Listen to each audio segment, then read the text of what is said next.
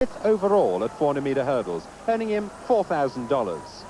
And Jose Regalo won the race, but Eamon Martin's 13:22.88 was his fastest of the year, and he won the Grand Prix first prize for 5,000 metres.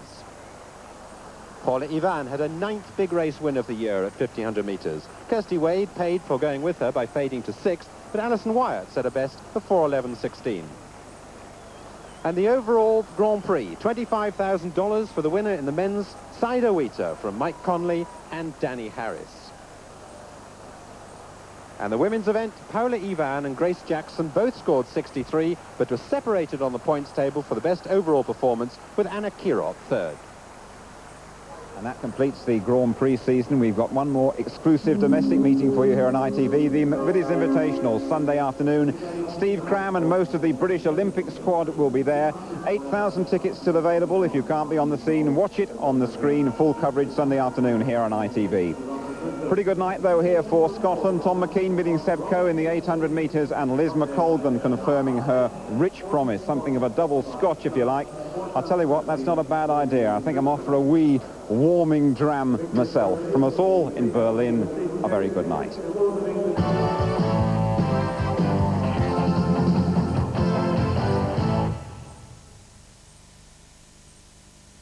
Think about fire risks. Never leave fires unguarded. Check plugs and take them out at night. Make sure cigarettes are out. See doors are shut, or the unthinkable might happen. Fight fire before it starts. Lou. Lou Tennent's the name. I was getting nowhere on Candy's case. The chips were down, the place was battered. A French fry let something slip. I ordered a Tennent's Pilsner. The cool taste was heavens above. Then it clicked. It was an open and shut case. I was a star. I had a choice. Drink my Tennent's Pilsner or head for... It was close, but not that close. Tennent's Pilsner. That's good, but not that good.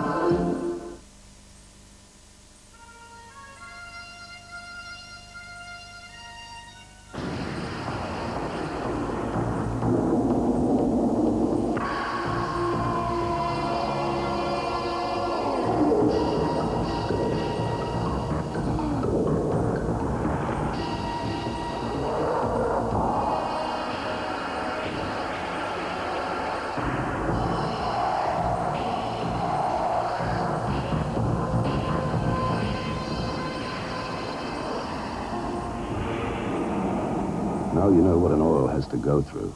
Why chance anything less? Fast on our feet, we never stall. We're hard to beat. We're on the board. Right on cue, every Sunday for you. Stars in the news of the world. We pack our hunches to bring you news. Don't fool our hearts to show the naked food. The black soul is on its morning glory. Stars in the news of the world. Action shots are hard and hot. Bottom to top, it's back the lot. Caught in the news of the world. All the biggest names, that's how we score. We're ahead of the game. Headline news, that's interviews. Sports in the news of the world. Right on cue, every Sunday for you. Sports in the news of the world. News of the world. In the news of the world. Graphite radio. No, too light. Ceramic tapered beam. Perfect. No, wrong conditions. The Omni string. Extended sweet spot, flat beam profile, yes. What have you got? Oh, a straight Schweppes, ice and lemon. Just not taking this seriously. The secret of straight, you know who. How refreshing and simple. Now, a revolution in blade shaving from Remington, the new Remington Lektro-Blade. Because of its vibrating blades, no other blade razor gives you a closer, smoother, more comfortable shave. The new Remington Lektro-Blade. And for the perfect shave, use Remington precision-honed, color-coordinated Lektro-Blades.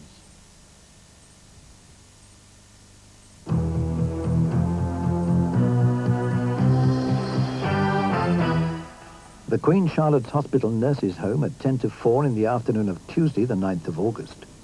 So he opened the doors and I went through and I said, oh, thanks, like, gets me keys to open the door, walks in the room with me grocery bag. Just as I turned round, he was stood in the doorway. He just fisted me down onto the bed. And this knife was at my throat and he said, you better do as I say or else. I just remember thinking, do I just lie here and let this pig proceed and rape me, or do I do something about this? The attacker was early 20s, 5 feet 10 tall and medium build. He wore a maroon and blue striped shirt. Crimestoppers needs your help to find this man. Call 0800 555 111. You don't have to give your name, your call is free, and you could earn a Community Action Trust reward. If you have information about this or any crime, call Crimestoppers. When Emma and Nigel, a yuppie couple, meet Sean, a mere mortal, that's where the laughs begin. Square Deal, next weekend on LWT. Time to lay it on me.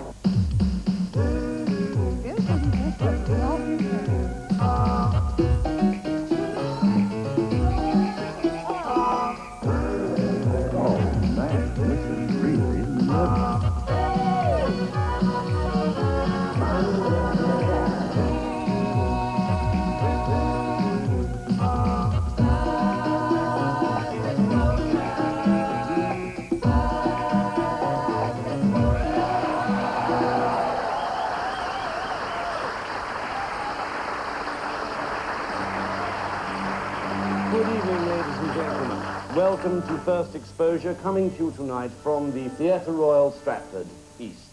And we're proud to present tonight the Como String Quartet. Thank you.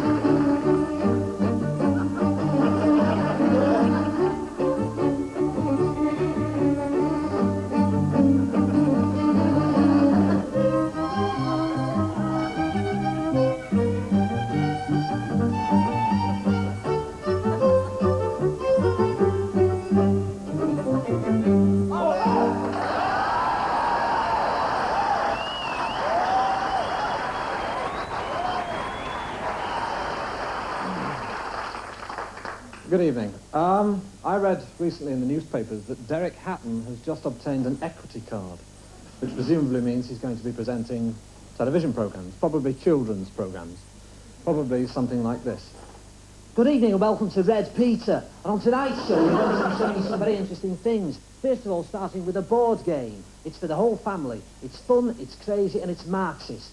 Now up to Ken, who's going to decide how you work the game. Well, it's quite easy, really. All you do is move the counter slowly round the board, infiltrate all major institutions, topple the government, establish a socialist republic, and what have you got, Derek? You've got a revolution, mate. Thanks very much. Well, anyway, welcome to a question of international revolutionary politics. On tonight's show, we're going to do something very interesting. But first of all, I'd like you to look at the video screen.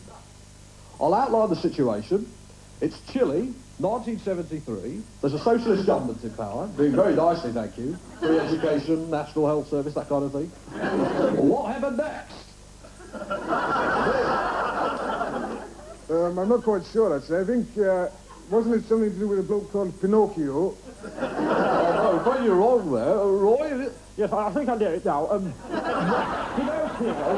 Pinocchio was involved... Pinocchio was involved in some kind of thing. Whenever he was economical with the truth, his nose grew or something rather like this government, if you... I think you're getting a bit political there, Roy. No, I've got it, Dave. It's, the CIA destabilised the economy, then bombed the government houses, then established Pinochet as a fascist dictator who proceeded to instigate human rights violations on a global scale. Let's have a look. You're absolutely right. There go the CIA destabilising the economy. There they go bombing the government houses. And there goes Pinochet. What extraordinary. Why, oh boy. What amazing. Did you see the way he cocked that line up there? It's one of the few moments I know when you can really describe it as my favourite outtake. But no, seriously, this next piece is the kind of thing you get when Tony Benn and Ben Elton swap places for the day. Well, here we are in the Houses of Parliament, and it's a pretty groovy time, eh? I would like to ask Mr. Speaker a question. Mrs. Thatcher, can you tell us about the new social security changes? Now, it appears to me that they're supposed to make it a little bit easier. Well, I don't think they do. I think they make it a lot harder. I think that all the money goes to the big rich fat cats so they can go down the massage bar for a bit of executive relief. Yes, I do.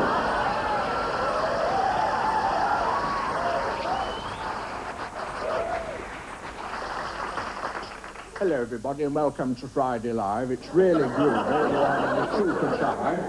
Yes, a bit of observation comedy now. You know that feeling you get? You know that feeling you get when you've just renounced a life peerage? No, I don't suppose you do, really. Well, anyway, a couple of people in the audience there are thinking, he's standing for deputy leadership of the Labour Party. And they're right, I am. Anyway, I want you to remember, my name's not Anthony Wedgwood Ben, and my name is not Ben Elton. It's Steve Coogan. Good night.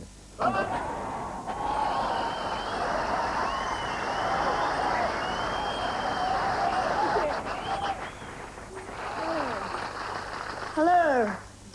I went trying to buy some clothes the other day, and I couldn't buy anything. Because everything that looked great on the dummies in the window, when I tried it on, looked like dog shit. You did. You go into those little cubicles, and why is it when I've always got 2 legs and the one knicker? My hair caught in a zip, my skirt over my face. Some smart-ass salesperson pulls back the curtain and says, "That suits you." I figured out the problem. I don't stand the same way as the window dummies. This sort of thing. Well, it's all right, but you can't keep it up. You can't go to the Halifax and ask for a mortgage. Oxford Street's a funny place, isn't it? You've got all these legs hanging out of windows going like this. Millions of them. Oh, my God, they're not real. On some YTS scheme, yeah.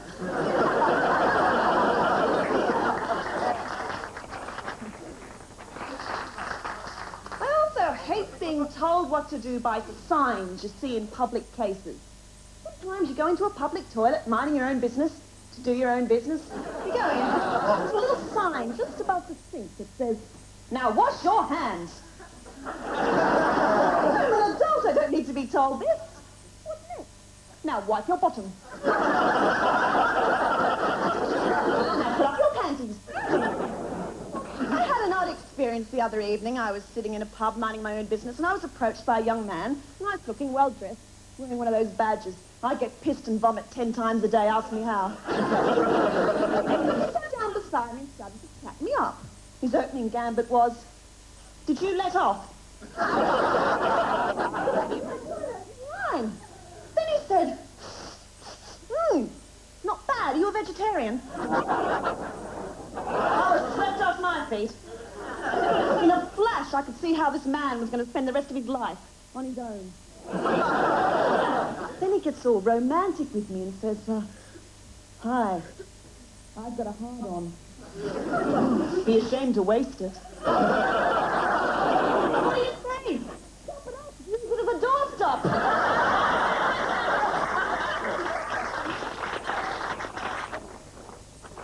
He didn't see the potential in that suggestion somehow. But I was reminded of my grandmother's immortal words on the subject of oral sex. Never put anything in your mouth until it's been boiled. That's something I've never forgotten. Neither have a lot of other people. Thank you very much. Good night.